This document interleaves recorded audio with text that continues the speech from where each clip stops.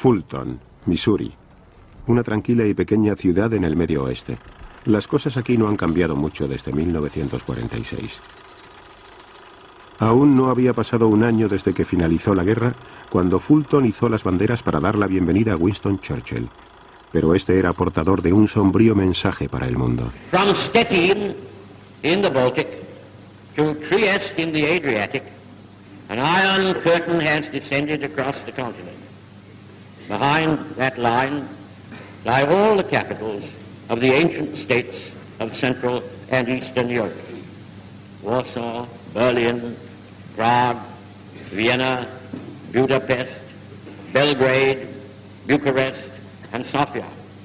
All these famous cities and the populations around them lie in what I must call the Soviet sphere. Este discurso no fue muy bien recibido en los Estados Unidos. Pensaron que era un parlamento demasiado duro. Y el presidente recibió algunas críticas por haber traído a Churchill. Es solo una muestra de cómo cambia la historia. Ahora es uno de los mejores discursos que se haya hecho jamás, porque contribuyó a prevenir al mundo del peligro que entrañaba el engrandecimiento soviético.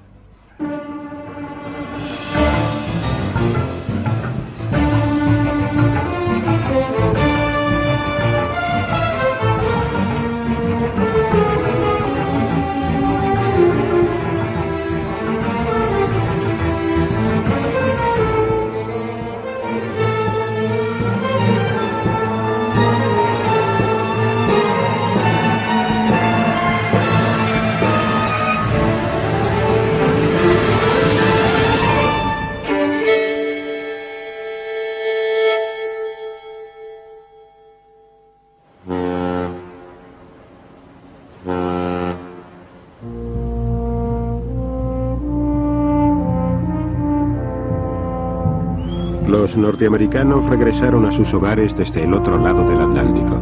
Por segunda vez en ese mismo siglo, los Estados Unidos se habían visto empujados a una guerra que tenía lugar muy lejos de sus propias tierras.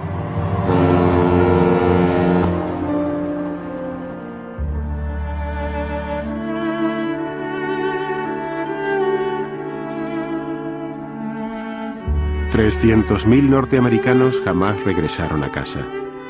Pero el resto volvió a un país más próspero y feliz que nunca.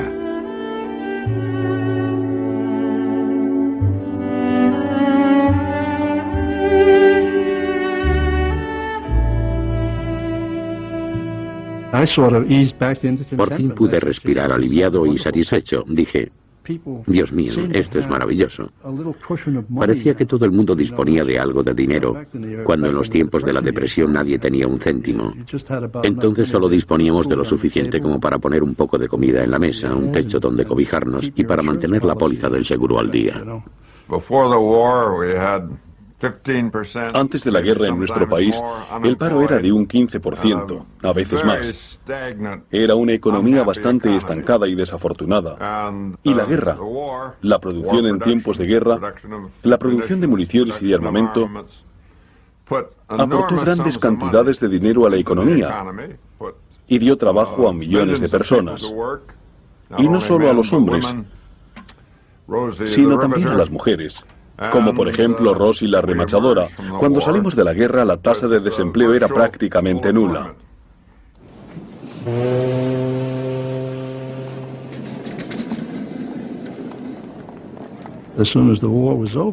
Tan pronto como terminó la guerra, las empresas se dieron cuenta de que los americanos habían estado sin coche desde antes de que comenzara el conflicto y decidieron volver a la producción de automóviles.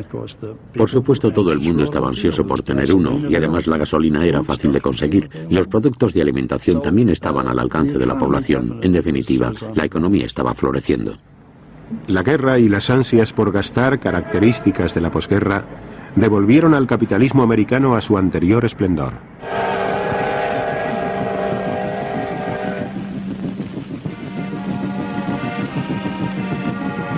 En el primer verano después de que se firmara la paz, los soldados soviéticos regresaron a casa. Estaban sobrecogidos por verse aún con vida. Поезд идет из столицы Германии. И вот он, счастливый час. Здравствуй, родная Москва!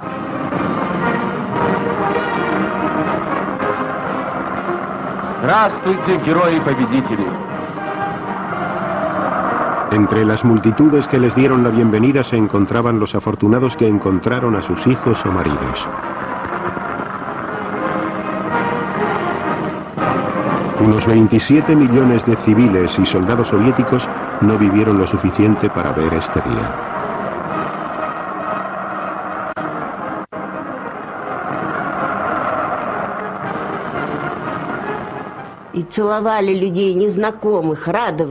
Recibimos a los soldados con flores, pan y todo lo que pudimos encontrar.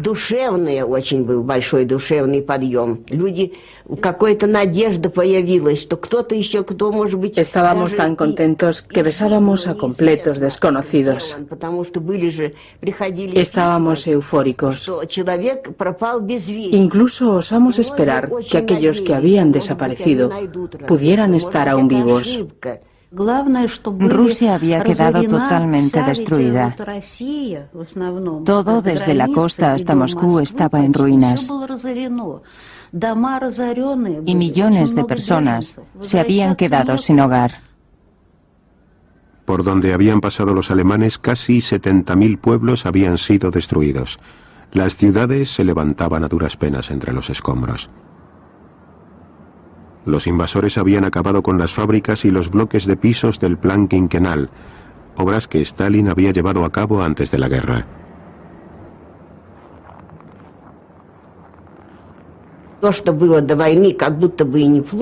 Cosas que antes del enfrentamiento bélico no parecían estar tan mal, habían sido completamente destrozadas.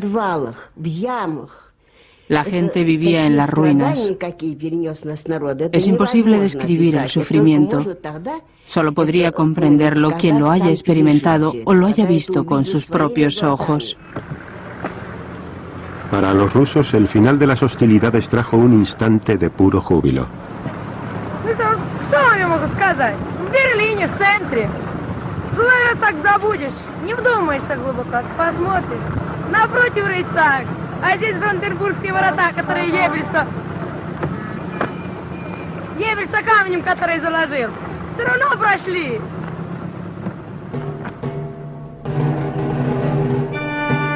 Berlín, el último campo de batalla.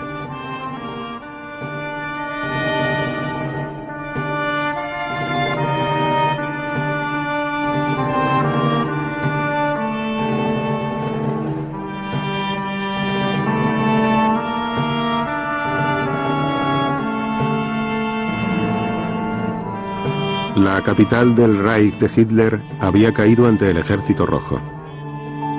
Los berlineses, aturdidos, esperaron para ver qué futuro les tenían reservado los conquistadores. Pero no hubo masacres organizadas. A los supervivientes se les permitió vivir lo mejor que pudieron.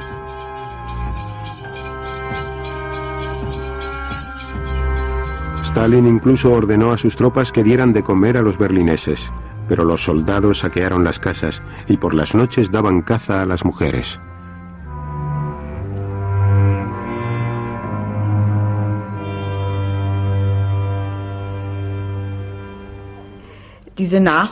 Empezaron a llegar más y más rusos. Miraron por la ventana y luego de repente uno de ellos entró. Yo estaba cuidando a unos niños. Me quitó al niño de los brazos y le dio un juguete y unos cigarrillos para que se entretuviera. Esa fue la primera vez que me violaron. Fue terrible. Después de eso no podía hablar.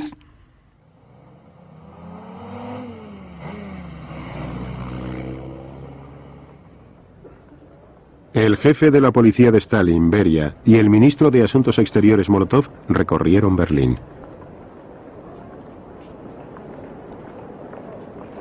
Alemania estaba dividida en 4 zonas de ocupación y cada uno de los aliados poseía un sector de la capital. Los aliados habían llegado a la conclusión de que Alemania debía compensarles por los daños que había causado la guerra. Marshal Zhukov dijo: hemos luchado muy duro durante mucho tiempo. Hemos conquistado Berlín. Tenemos el derecho moral y legal de obtener todas las indemnizaciones que podamos. No sabemos lo que nos depara el futuro. La población alemana se vio obligada a ayudar a los rusos a apoderarse de los recursos industriales. Y no se trataba solo de máquinas. Miles de artesanos y científicos fueron secuestrados y trasladados a la Unión Soviética.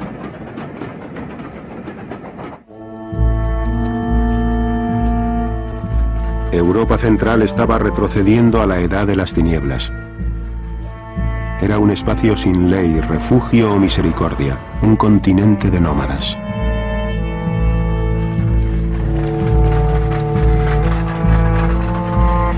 Millones de personas a las que los nazis obligaron a abandonar su hogar regresaron penosamente a sus casas.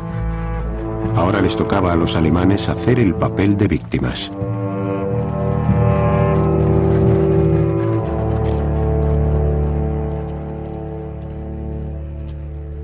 Desde el Mediterráneo hasta el Báltico, los vencedores estaban modelando Europa a su propia imagen. Polonia, la ruta de los invasores en su camino hacia Rusia, obsesionaba a Stalin. La Unión Soviética se había anexionado la parte oriental de Polonia. Como compensación, los aliados movieron las fronteras del país hacia el oeste y concedieron al pueblo polaco los territorios orientales de Alemania. Los alemanes fueron expulsados.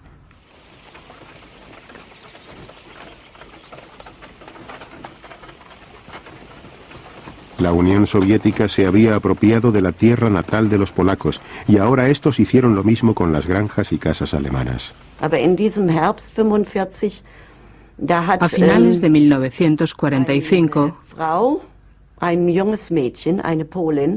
una joven polaca de 19 años de edad y un hombre mayor que ella de la milicia entraron en nuestra casa. La chica preguntó: ¿de quién es esta casa? Y mi madre dijo: nuestra. Hania, que así se llamaba la chica polaca, respondió: ahora es mía. A partir de ese momento fue la casa de Hania.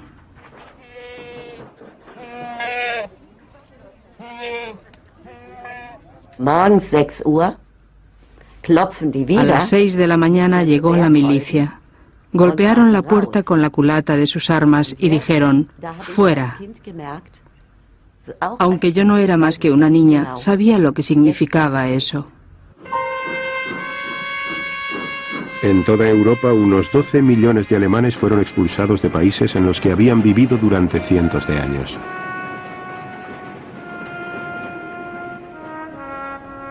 Hoy esto se conoce como limpieza étnica. En aquella época los aliados lo llamaron traslado de población y los británicos ayudaron a los alemanes a hacer las maletas.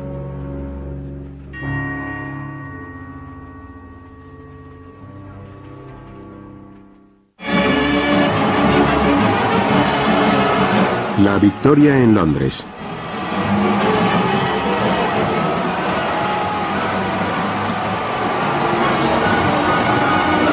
Gran Bretaña salía feliz de 6 años de guerra, pero internamente agotada.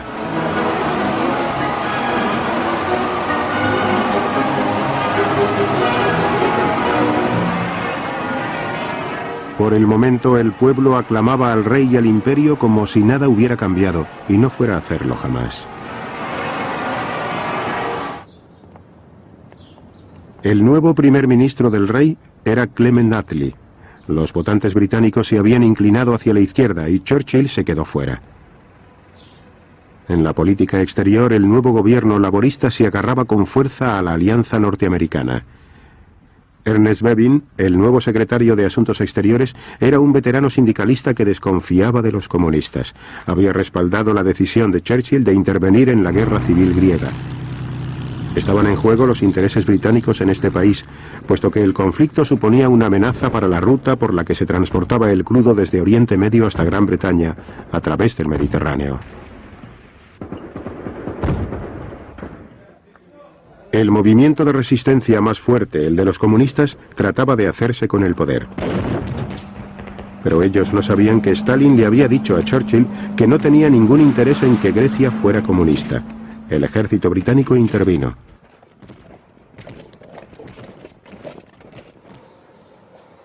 La guerra civil fue larga y cruel.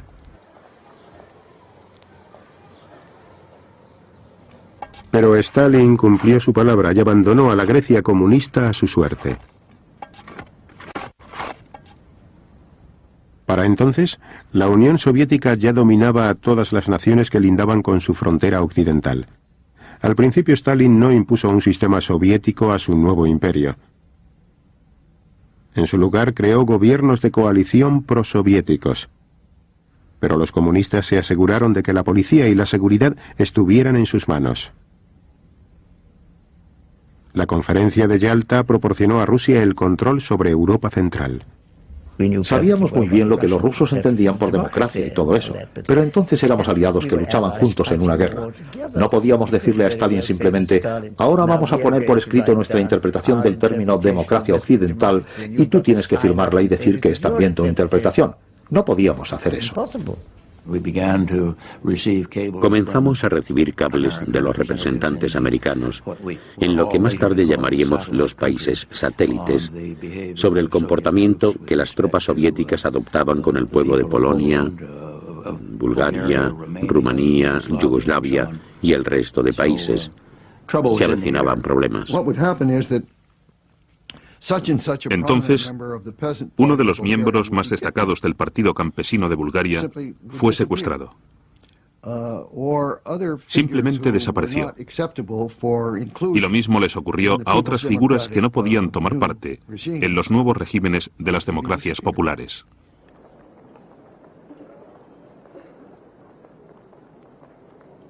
En Berlín, donde los aliados supervisaban conjuntamente la vida de la ciudad, los comunistas se mostraban más cautelosos.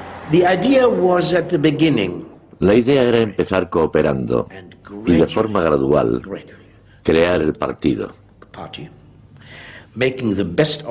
El partido mejor organizado, más militante y más activo.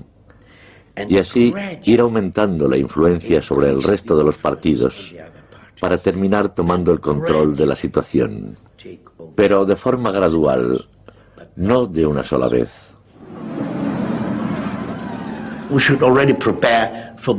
Debíamos prepararnos para formar un cuerpo de policía, los hombres que se encargarían del personal y de su educación.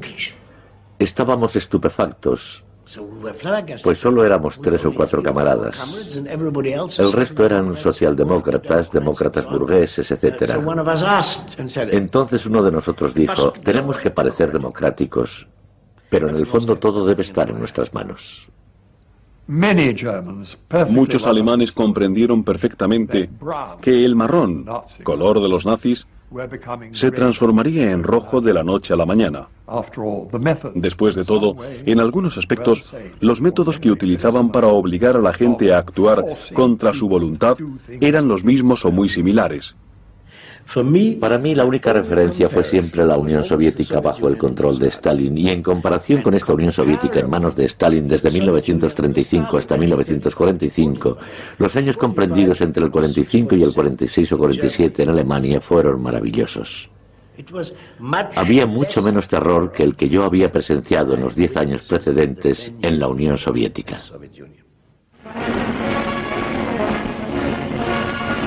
El comunismo soviético había superado la prueba de la guerra. El ejército rojo era el más grande del planeta y el general Eisenhower llegó a presentar sus respetos a la nueva superpotencia mundial. Pero Stalin temía que las potencias capitalistas le rodearan. Buscaba la traición en su propia casa. Todos aquellos que habían sido hechos prisioneros por los alemanes y que habían visto fugazmente el mundo occidental podían volverse contra él. Comenzó a detenerlos a miles y los norteamericanos sabían lo que estaba sucediendo. Teníamos una doncella cuyo marido era un prisionero de guerra. Al final le repatriaron y regresó. Fue un reencuentro increíble y la vida volvió a ser maravillosa con la familia reunida.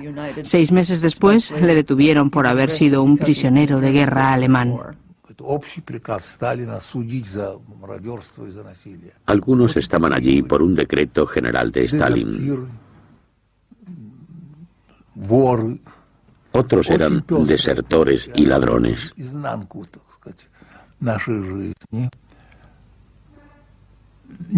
Algunos eran emigrantes bielorrusos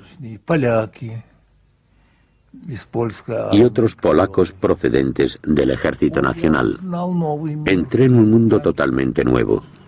Los campos de prisioneros fueron mi universidad.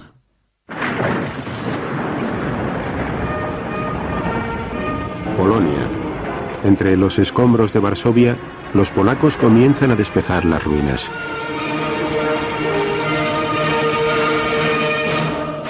Los polacos habían combatido a los alemanes en todos los frentes, tanto al este como al oeste.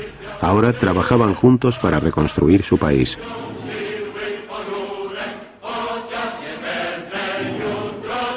Algunos se resistieron al nuevo gobierno semicomunista que les ataba a Moscú, pero otros encontraron motivos para aceptarlo y vivir con él.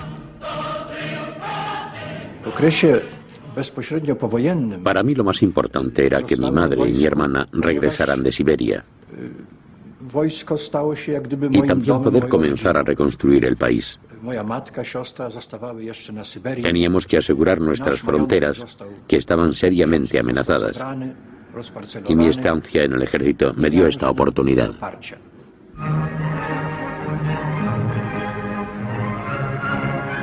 En Moscú, los nuevos líderes políticos de Polonia, meros títeres todos ellos, asistieron a la ópera.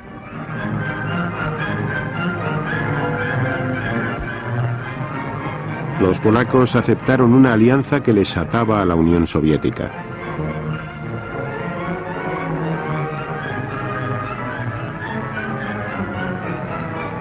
Stalin prometió defender las nuevas fronteras de Polonia contra cualquier intento alemán de recuperar los territorios perdidos.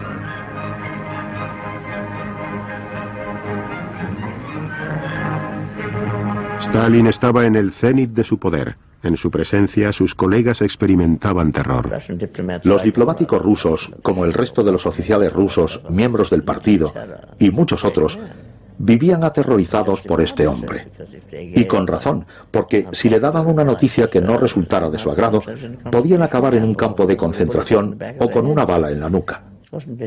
No resultaba nada fácil darle noticias a Stalin cuando éstas eran desagradables. Stalin se mostraba alegre y muy animado. A su lado se encontraban los invitados más importantes, el intérprete y también los invitados soviéticos.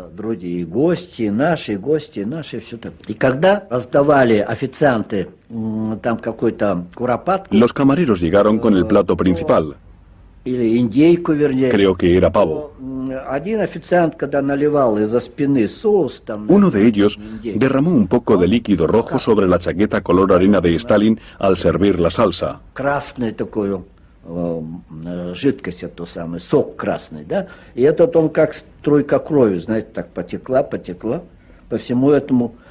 Todo el mundo dejó de comer. Estaban conmocionados por lo que pasaría después, porque las manchas parecían gotas de sangre. Pero Stalin no reaccionó y continuó hablando con la persona que estaba a su lado.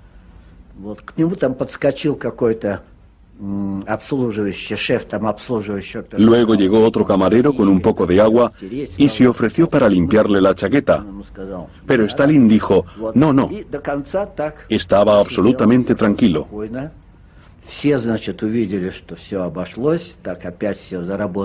La gente vio que todo parecía ir bien y comenzaron a comer de nuevo y la rutina siguió adelante.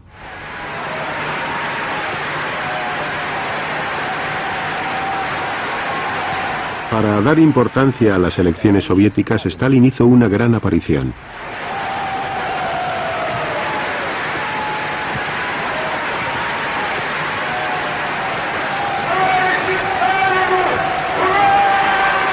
No prometió recompensas a su pueblo exhausto, tan solo más esfuerzos y más planes quinquenales para la industria pesada.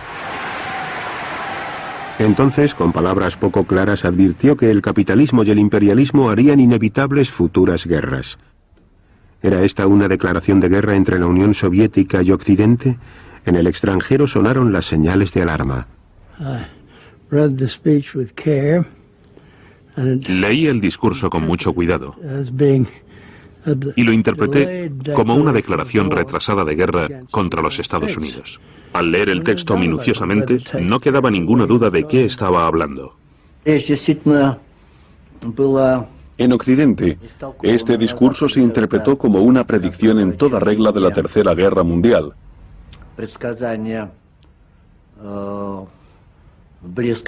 Y sin embargo, yo no creo que estuvieran en lo cierto. Stalin no dijo nada nuevo o diferente en su alocución.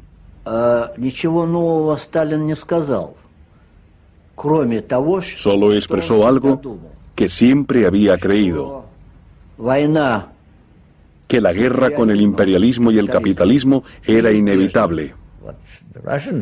Lo que los rusos pensaban, y creo que esta era la opinión de Stalin al respecto, era que un día el comunismo gobernaría el mundo, que sería la ideología dominante en el planeta y que gradualmente todos los países la adoptarían. Y mientras tanto, la idea de Stalin no era iniciar guerras peligrosas que podría perder, pero si había alguna posibilidad de impulsar la causa, siempre habría que aprovecharla. Stalin relajó su dictadura durante la guerra, pero ahora estaba endureciéndola una vez más. Las sospechas evidentes de la Unión Soviética respecto a Occidente molestaban a Washington. A George Kennan, diplomático estadounidense en Moscú, le pidieron que diera su opinión sobre lo que estaba pasando. Cuando por fin me enviaron un telegrama expresando su sorpresa y su preocupación porque los rusos estaban demorando deliberadamente su unión al Banco Internacional, pensé, bueno, por Dios, no puedo responder a eso en una sola pregunta.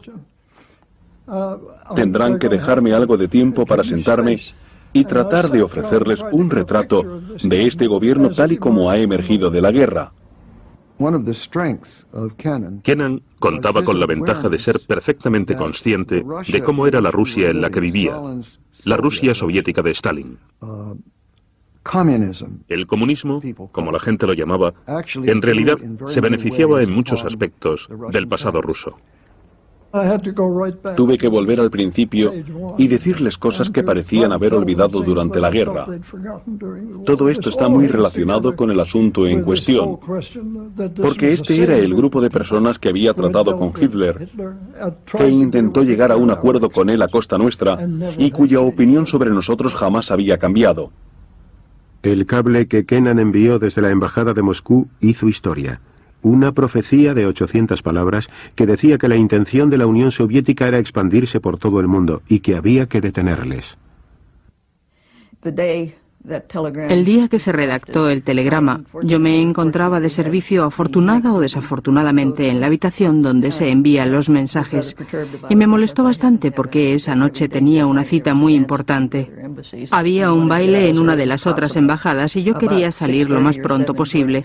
Sobre las 6:30 o las 7, George llegó con su cable de 6 partes para que se lo enviara. Le eché un vistazo y le dije, está bien, pero mejor lo enviamos mañana y no hoy. Y traté de convencerle. Pero él me respondió, en Washington lo quieren y lo van a tener porque tú te vas a quedar aquí enviándolo. El telegrama de Kennan alarmó a Washington. Unos días después, su mensaje cobró nueva fuerza cuando Churchill llegó a los Estados Unidos en calidad de invitado del presidente Truman. Comenzaron a conocerse el uno al otro.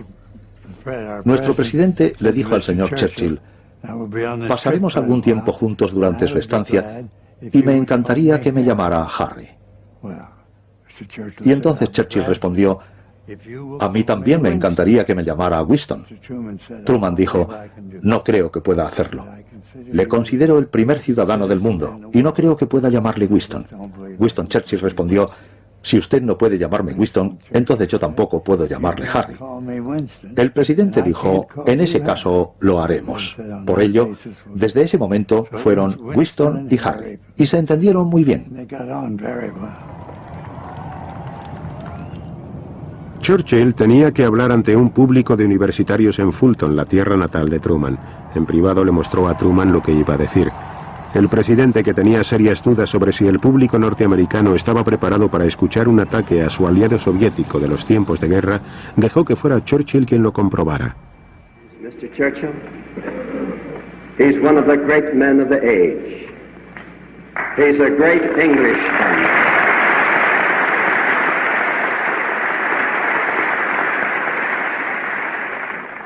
He's a great Englishman, but he's half American.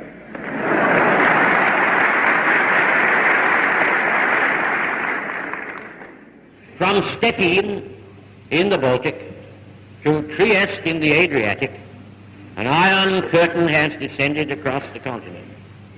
Behind that line lie all the capitals of the ancient states of Central and Eastern Europe.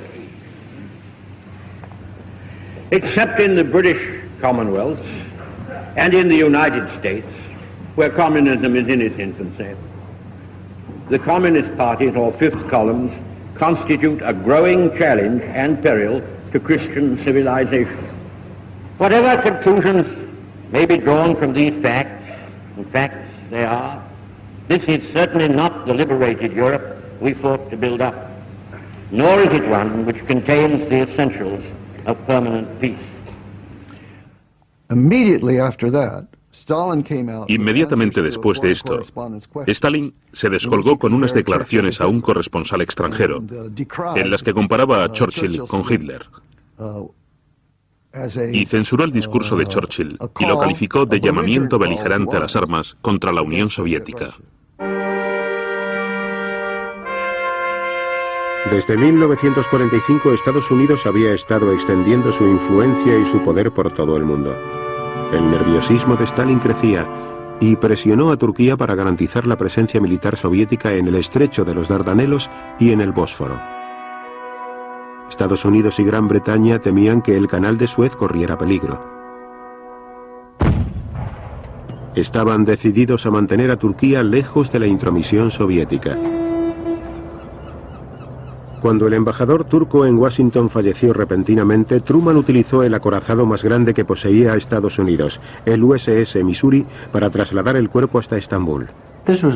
Esto fue un símbolo dirigido a Stalin. No nos presiones y no presiones a Turquía, porque si presionas a Turquía, estaremos allí. Al igual que Turquía, Irán se encontraba en la frontera sur de la Unión Soviética y durante siglos se había mostrado hostil a Rusia. Durante la guerra, las tropas soviéticas y británicas habían ocupado Irán para proteger sus existencias de crudo. Incluso celebraron sus asociaciones allí.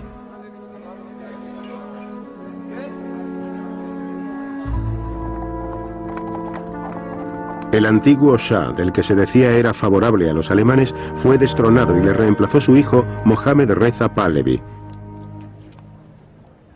Existía un acuerdo por el cual, una vez terminada la guerra, las tropas británicas y soviéticas se retirarían.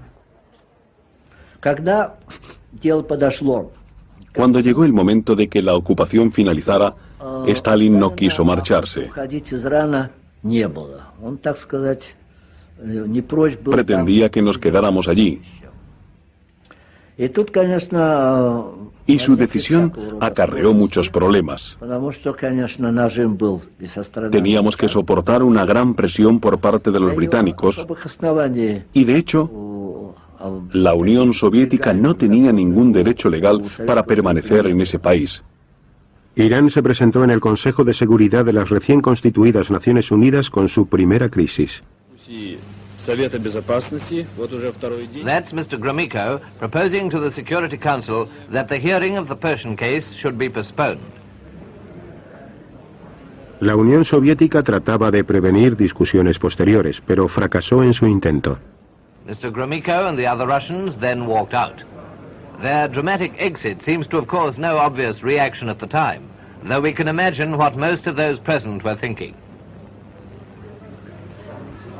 One good thing, however, emerges from this incident. The Security Council had stood its ground.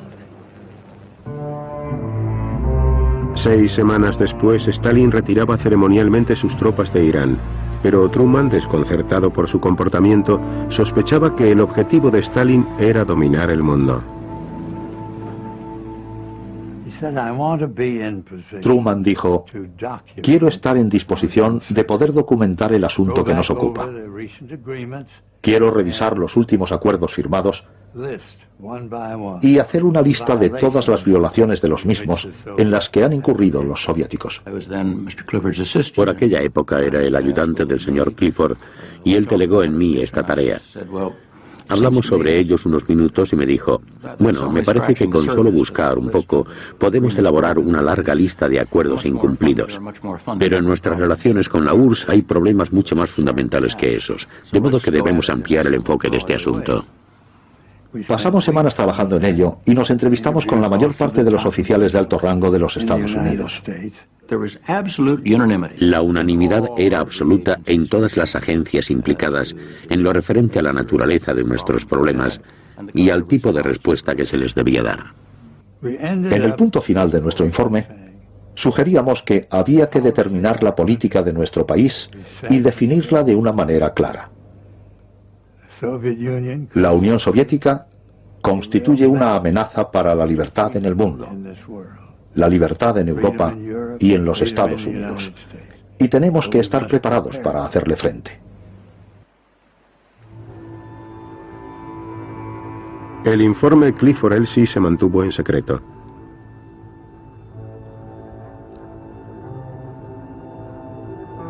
La conclusión del mismo era que una guerra contra la URSS sería más global y más horrible que ninguna de las que se hayan conocido hasta el momento. Los Estados Unidos aún tenían el monopolio de las armas atómicas. En julio de 1946 se detonaron 2 bombas atómicas en el atolón Bikini, situado en el Pacífico. La advertencia a Stalin era muy clara. A partir de este momento, todas las grandes potencias trabajaron a un ritmo frenético para mejorar sus propias armas atómicas y biológicas. En la conferencia de París, en la que participaron los ministros de Asuntos Exteriores de los diferentes países, Molotov estaba decidido a conservar el control conjunto de Alemania. Pero su homólogo americano, el secretario de Estado Burns, no quería que Alemania pagara más indemnizaciones. Para Molotov, a Burns le preocupaba demasiado la opinión de los alemanes. Estaba indignado.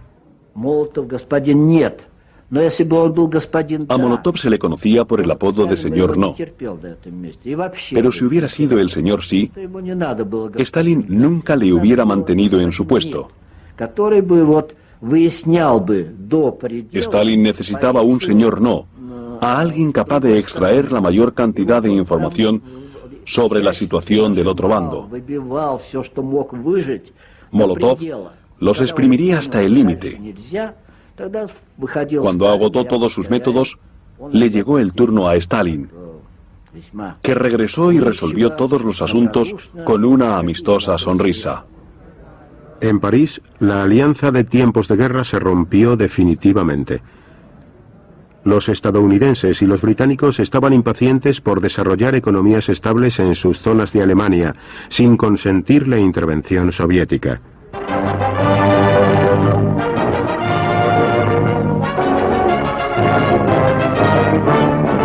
Stuttgart, Germany, scene of an event that marks a new phase in Europe's destiny.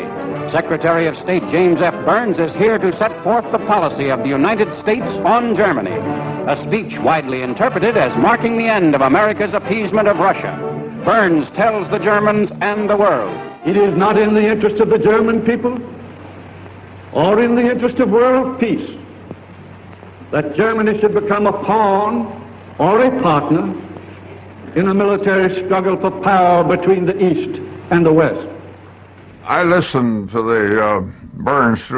Escuché el discurso de Burns en Stuttgart y le di mi total aprobación porque, de hecho, había escrito una gran parte de él. Y ni yo, ni quienes trabajaron en él, ni Burns, estábamos haciendo alusiones antisoviéticas.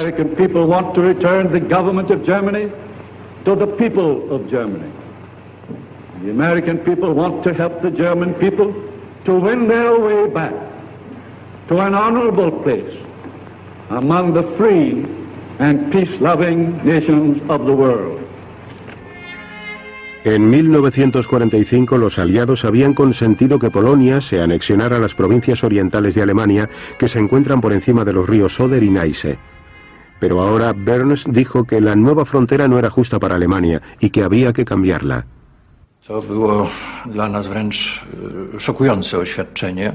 Fue una declaración sorprendente y nos hizo pensar que nuestra frontera occidental estaba siendo cuestionada por los alemanes y por el resto de los países occidentales. Fue uno de los factores que influyó más decisivamente para que estrecháramos nuestros lazos con la Unión Soviética.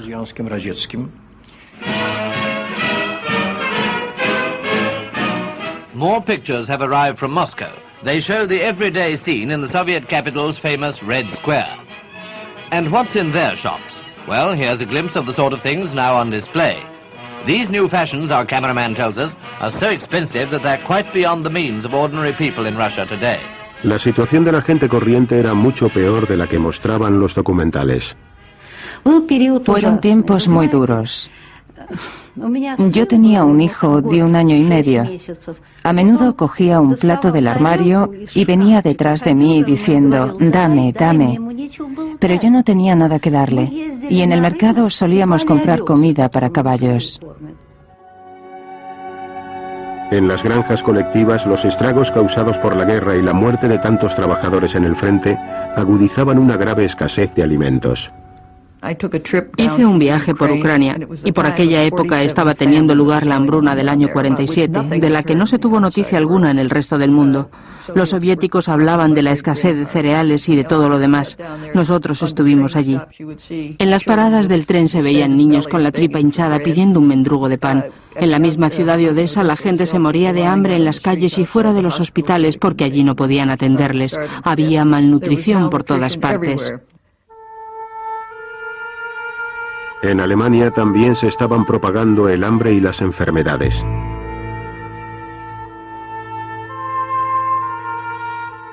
Una pesadilla atormentaba a los aliados occidentales. La pobreza empujaría a los alemanes hacia el comunismo.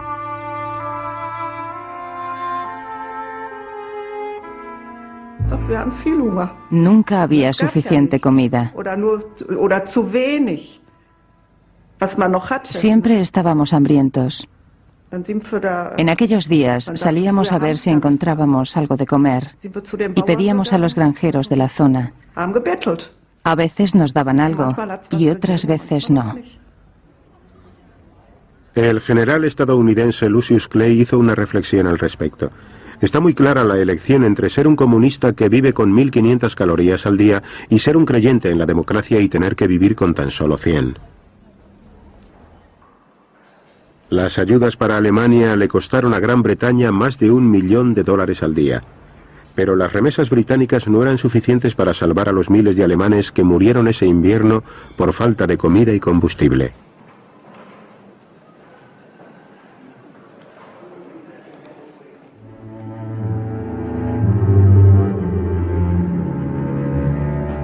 Gran Bretaña también se estaba debilitando.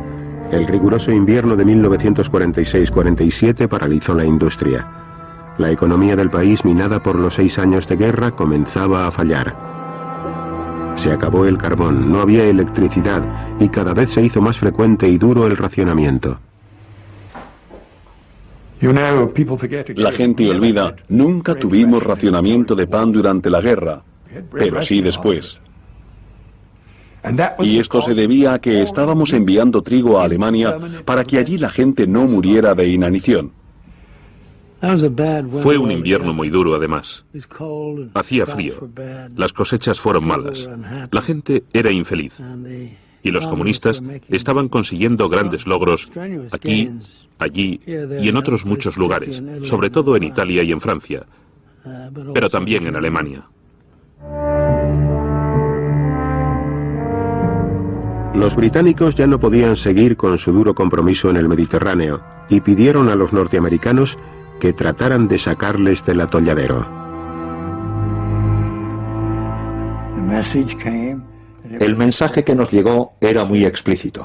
Decía: Gran Bretaña está retirando su ayuda económica y militar a Grecia y Turquía. Y esto simplemente se materializó, y la rama ejecutiva opinó que los Estados Unidos tenían que pasar a la acción y rápido. Las perspectivas para Europa, para los Estados Unidos y para el resto de los países no eran muy halagüeñas. En Washington, el presidente Truman se dirigió al Congreso. De ahora en adelante, anunció, los Estados Unidos contendrán el avance del comunismo en cualquier lugar del mundo. Finalmente, fue esta la declaración oficial de la Guerra Fría.